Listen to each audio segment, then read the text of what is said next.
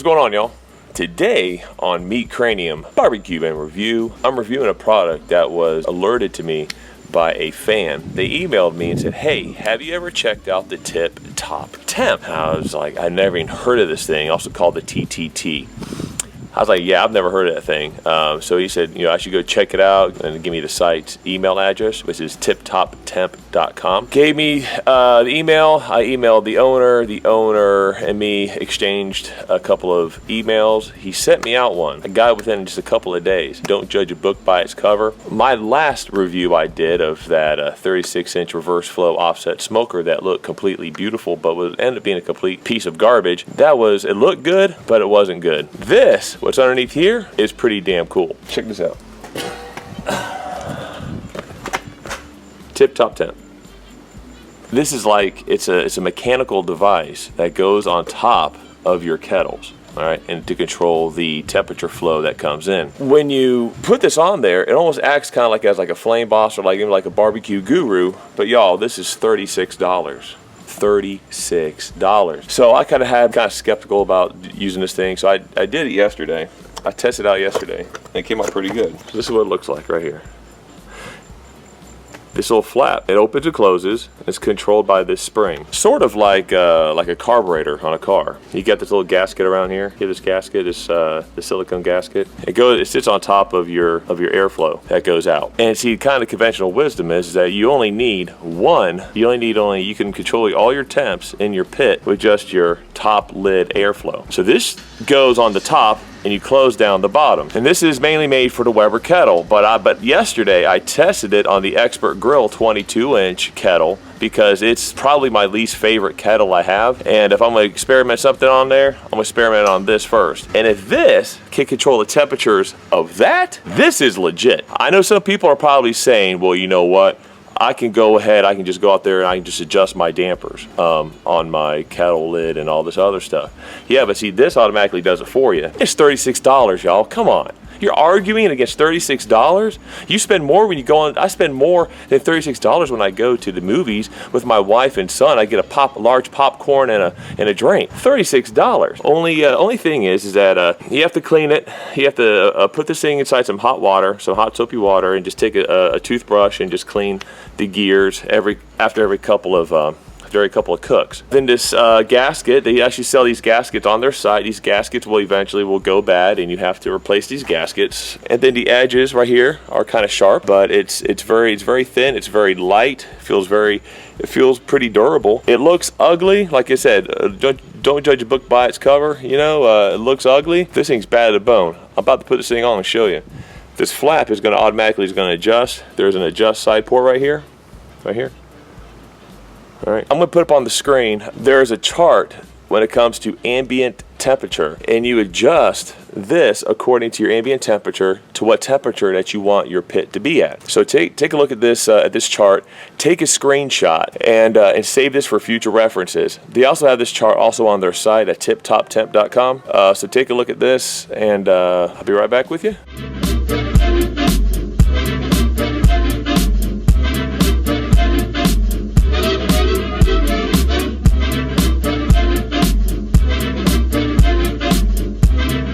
Alright, so I'm going to show you how I got this pit set up. I'm going to kind of do like a small snake method. I'm going to start off with like 30 of the Kingsford Blue charcoals, kind of going around. Then I'm going to light probably 10 to 15 other coals. I'm going to start it. Then I'm going to throw this thing on. You're going to watch this flap go up and down. But on that chart, did you see where it said Hades? Because it is hotter than Hades out here, man. It is freaking hot. I mean, I'm just sweating just doing this. It's like 9:30 in the morning. Damn, it's hot. But anyhow, let's get started.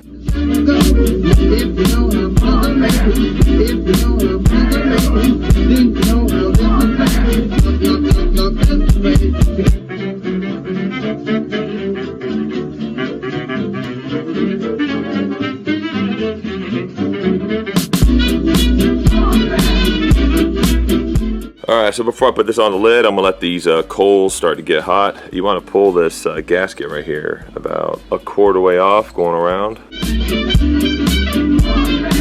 Now, if there is one criticism I might have, or maybe one improvement I could say for this, is maybe make the bottom right here, this bottom lip, maybe make it wider, and maybe put like a magnet or something on there. You know, I'm kind of afraid that if I pick the lid up without thinking, which is very possible for me, I'm not thinking that this thing is just going to come crashing down off of the lid. I had no problems yesterday. I used it all day yesterday, and this thing worked pretty admirably. You can tell the inside's kind of discolored. Worked freaking great. So it's 88 degrees out here right now, and it's about 2,000% humidity. And as you can see right here, this knob, I have it turned, see, I'm gonna turn it to a 4. Okay, you want to line the number up with the edge of this. Is what you want to line the number up with right there.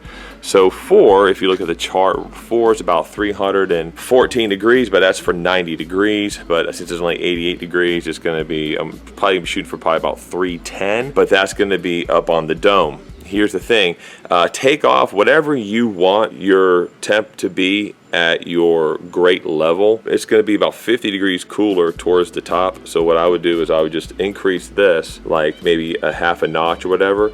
But then you can just always just take this dial and you can always just, you know, change it and adjust it as you're cooking for your cooking surface. But this thing right here, I actually had this thing going steadily yesterday between 260, 275, and it says that it will stay within a 10 to 15. It'll kind of bounce between a 10 to 15 degree area, kind of like you have on a pellet grill. Feasibly, this thing is ingenious. This actually is science. Okay, so I have the dampers closed as good as I can close them with the Expert Grill. So I'm still going to be getting some kind of draft in because there's still like little holes right here. There's still going to be a draft coming in. And then even when it's completely closed, you still have that hole right there. That's why I got a magnet covering it up. Same thing with the other side. So this is completely closed off. I have the coals going right here, and I'm going to put the vent opposite. What I noticed yesterday is that this is going to be about 60 to 70 degrees hotter because I have it on the coal side, but I'll be putting in the probes on the grill grate here soon. And then over here, you open up your damper the whole way. With the Expert Grill, that little notch that was right there, I grinded that little notch off yesterday. I grinded that notch off, so now this spins around freely as much as I want to.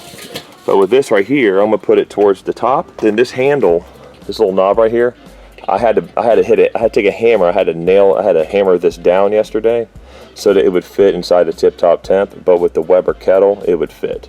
This is just a little bit too long. All right, so that's what it looks like there. That's the instructions. Bottom closed, top is completely open. Okay, as you can see, the smoke is coming out of here. Gonna go ahead and place the Tiptoptemp on here. Just get it from the side. Okay, Tiptoptemp is now on. All you do is push down a little bit to set the gasket. You've seen it go down. There you go, set the gasket. Now what I'm doing is I'm taking a magnet, I'm putting it there to help it stay on. This is gonna keep going up and down as when it comes to temp, this is gonna begin to close. So it's pretty cool. It's set at a 4. All right, so this is how I have the pit set up. It's about 5 minutes later because I wanted to get the probe set up in here. So I got the Inkbird today. Check this out. So this is just a rack out of my Oklahoma Joe that I used as a part of like my charcoal basket, but this here used to hold like, I guess, like records or whatever. It's metal. So I got one of the probes up here towards the top, which is going to be for like the lid, so I can get an accurate reading of that. Then over on the other side, away from the coals, right there, you can see right there, the other one. And so it's going to give a little bit better accurate reading of kind of like what's going on in here. The Tiptoptemp is going to be over towards where I got that one over there, and it all fits. Look at that. It's pretty cool, huh? Now with the Inkbird, since I have the Inkbird app, it's going to allow me to be able to track these temperatures on a graph. So I'm gonna be able to do that. So it's gonna be pretty cool. Waiting for it to come online. There we go. 136, 149, 140. There we go. Temps are increasing.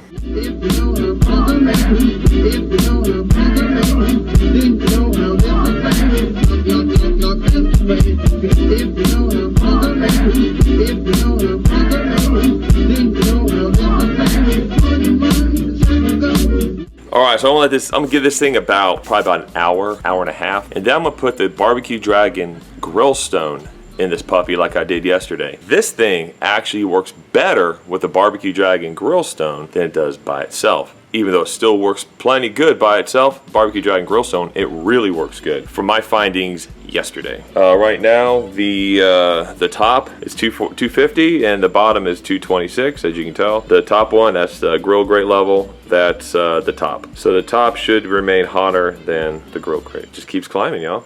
Look at that, bam. That is some cool stuff.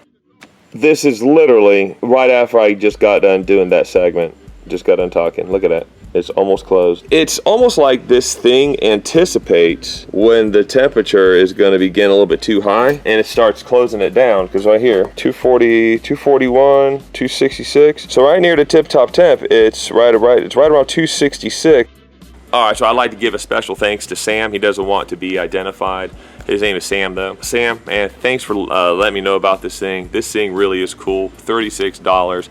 I know there's going to be a lot of people that's going to try to debunk it. Look, it is just what it is. I mean, just sit back, relax. It's 36 bucks. What do you got to lose? The owner, Bruce Erickson, he stands behind his product. I've talked to him. I've been texting with him. I've told him the whole time what I was going to be doing, and he told me, this is what I like to hear from an owner: abuse it. I like that. He says, go ahead, do what you will, abuse it, pick it apart, find whatever kind of faults you can in it.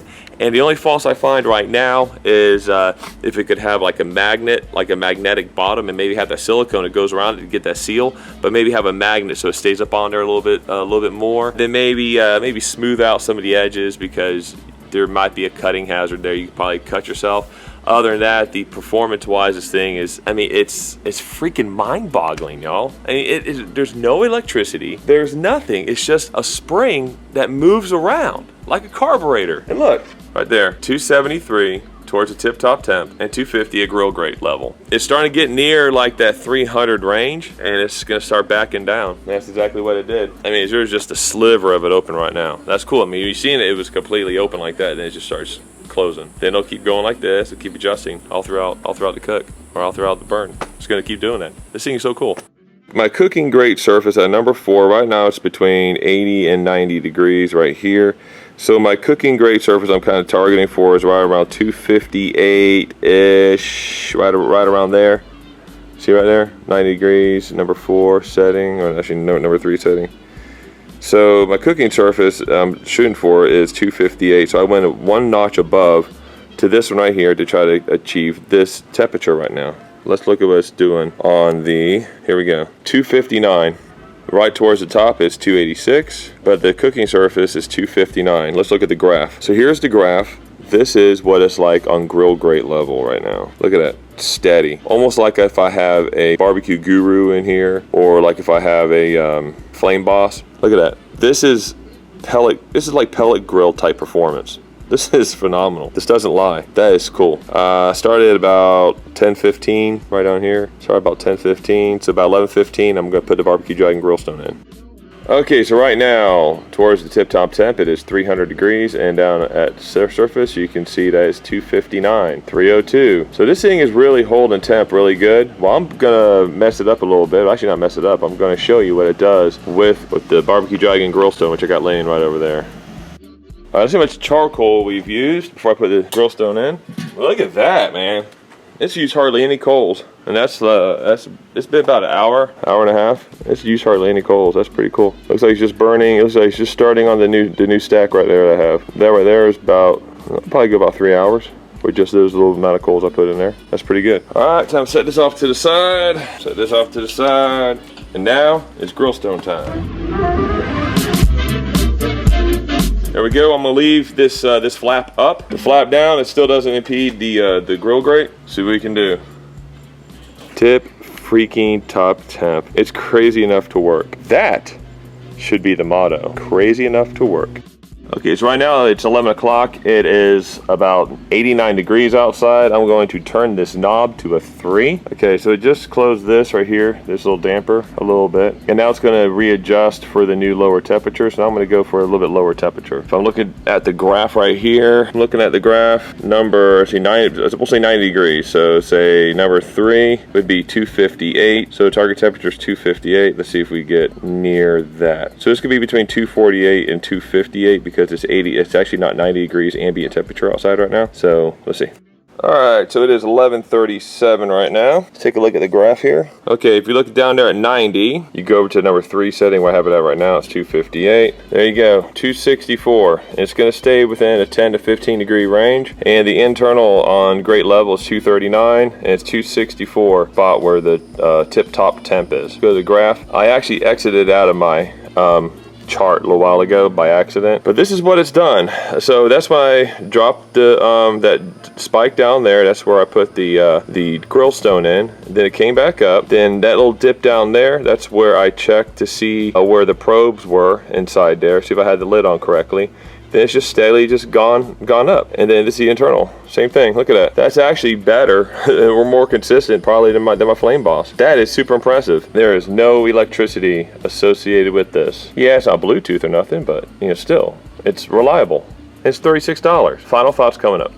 Alright, so it is 12:08. I'm about to end this right now. Where the tip-top temp is, right around 300 degrees, and grill great level, it's at 257. Let's go to the graph. I went ahead, I pulled the lid, because I just want to see if the damper would open up, and it sure did. And then as soon as I put the lid back on, it started to close, and then here go the temps regaining right there. That is super impressive. Here it is. Boom, it goes right back up. Look how quickly that thing regains temp. This is impressive. 259, 291. And the range that we should be at, which is right here. Right now it's currently 93 degrees out, so the temp's going, of course, is going to go up a little bit higher. It's going to be between 258 and probably 268. So right now it's been running right around the 260s. You got to give it 10 to 15 degrees leeway, which is very good to cook at. So there you go. I have it set at number 3. The tip-top temp is a little bit higher up there right now. The tip-top temp is right around the 300s, but the grill grate temperature is right around the 260s area. So that is still spot on to what it needs to be. Now, I'm going to do my final words. Okay, so it looks like I have found the issue and the solution to all the problems I have with my Expert Grill. So, you can make the Expert Grill into a pretty nice cooking machine, as long as you have something to control the temperatures with. Even with the air draft leaks down below on the Expert Grill, the tip-top temp still performed extremely good. There are a few little drawbacks to it, and I explained those. But overall, would I give this a 0 or a hero? This I would think it would be a hero, especially for the price of only being $36. This little device here is a complete and total hero. And if it works on the Expert Grill, I know for certain it will work on the Weber kettle. Anyhow, thanks for joining me. Like, subscribe. I'll see you next week. Ciao.